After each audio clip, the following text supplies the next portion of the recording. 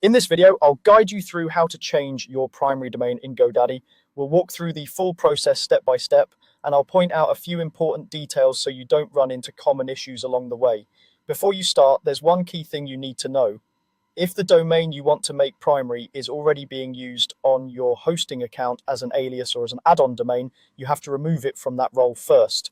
GoDaddy won't let you set a domain as primary if it's already attached as an alias or add-on. So if that applies to you, go into your hosting settings and remove it as an alias or add-on domain. Don't worry, you can still use it with the account once it becomes the primary domain. Once that's done, you're ready to begin.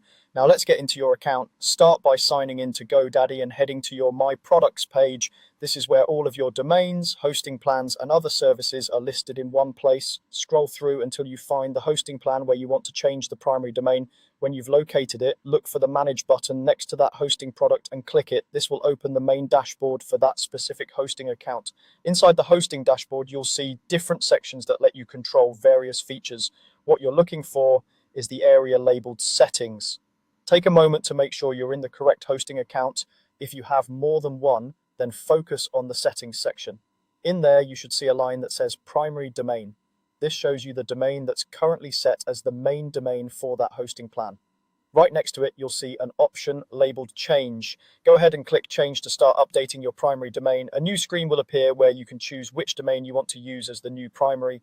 Here, you usually have two options. You can select a domain from the list of domains already in your GoDaddy account, or you can type in a new domain name that you want to use as long as it's properly connected and available to assign.